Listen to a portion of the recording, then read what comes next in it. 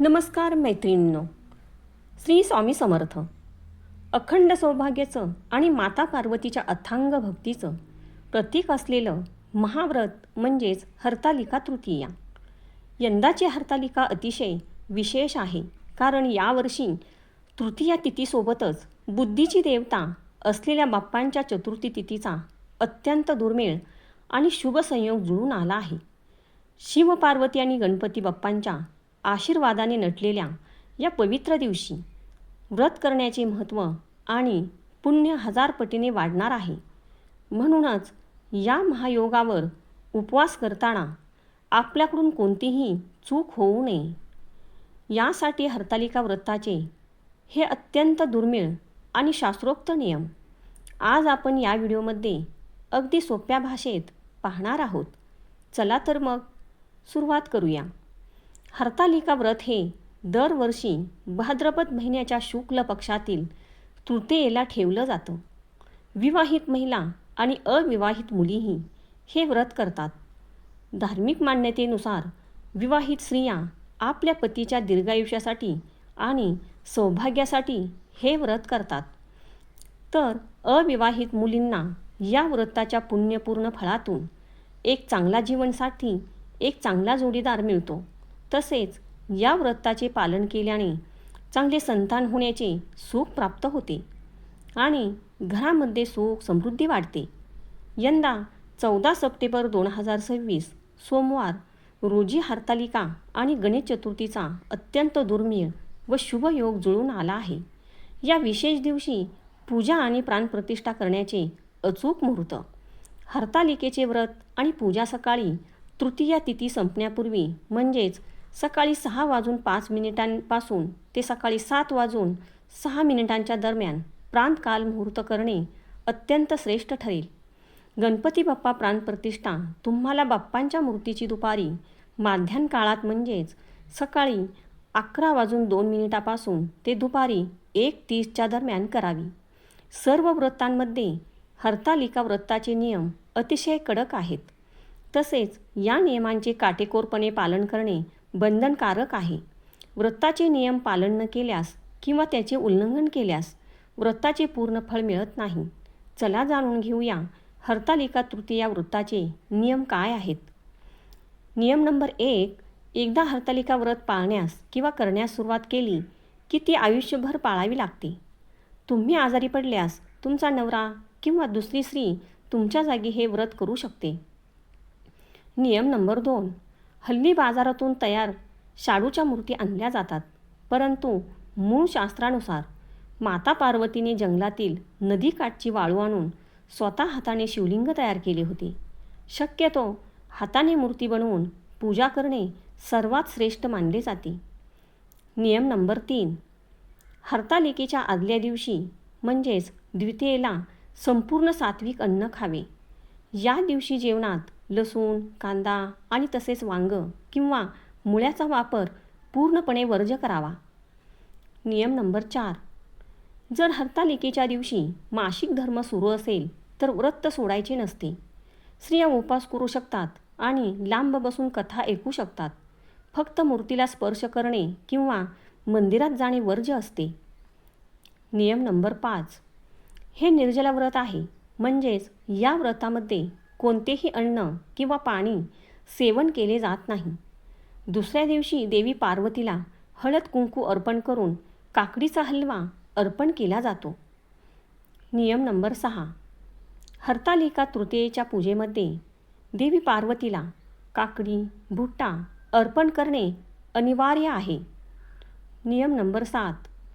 हरतालिका पूजन परंपरेनुसार सकाळी किंवा प्रदोष काळात केली जाते. नियम नंबर 8. महिलांनी रात्रभर जागरण करून भजन कीर्तन करावे किंवा प्रहारानुसार मातीच्या शिवलिंगाची पूजा करावी. दुसऱ्या दिवशी देवीच्या पूजा आरतीचा उपवास काकडीने मोडला जातो. नियम नंबर 9. उपवास करताना हरतालिका व्रत कथा ऐकणे महत्त्वाचे आहे, अन्यथा उपवास अपूर्ण समजला जातो. नियम नंबर 10. हरतालिका तृतीयेला पूजा करून व्रताचा संकल्प करून व्रताची सुरुवात करावी. व्रताच्या दिवशी शृंगार करणे अनिवार्य आहे. नियम नंबर 11. हरतालिका तृतीयेला पूजा करून व्रताचा संकल्प करून व्रताची सुरुवात करावी.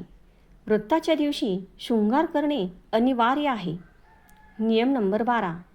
पूजेसाठी भगवान शिव, माता पार्वती आणि भगवान गणेश यांच्या मातीच्या मूर्ती बनवून त्यांची पूजा केली जाते.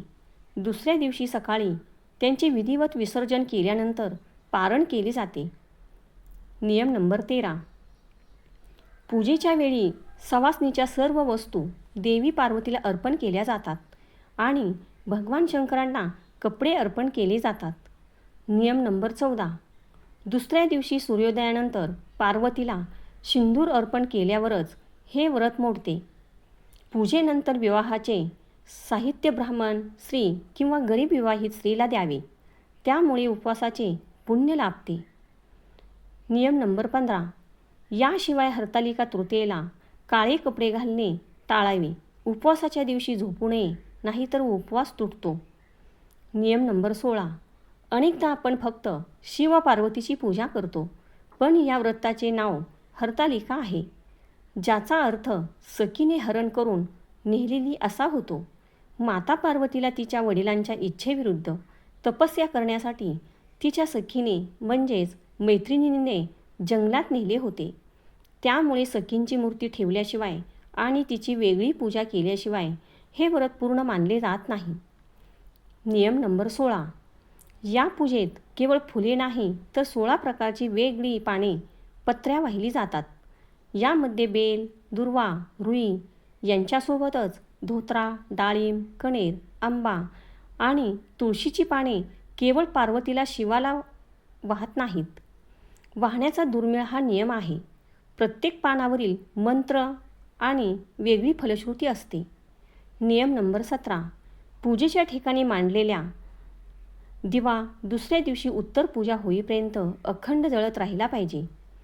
नियम नंबर 18. तसेच पूजा करताना सवासणीचे तोंड नेहमी पूर्वेकडे किंवा उत्तरेकडे असावे.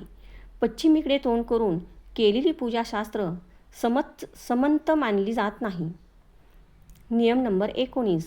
हरतालिकेच्या दिवशी आणि त्याच्या आदल्या दिवशी तसेच घरातील पुरुषांनीही नखे किंवा केस कापणे पूर्णपणे वर्ज्य असते.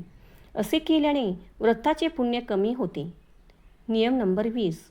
फळ आहार करतानाही एक भुक्त नियम पाळावा. जे लोक आरोग्यामुळे पूर्ण निर्जळी उपवास करू शकत नाहीत आणि फळांचा आहार घेतात, त्यांच्यासाठी जुना नियम असा आहे की त्यांनी दिवसातून फक्त एकदाच एक भुक्त फलाहार करावा. सारखे दूध, चहा किंवा फळे खाण्याने उपवासाचे पूर्ण फळ मिळत नाही. तर मैत्रिणींनो, हे होते हरतालिका व्रताचे दुर्मिळ आणि शास्त्रोक्त नियम, जे आजकालच्या धावपळीत आपल्याकडून न कळत सुटून जातात. माता पार्वतीने ज्या निष्ठेने महादेवांना मिळवले, तीच निष्ठा आणि श्रद्धा आपल्याही मनात असणे हीच खरी पूजा आहे.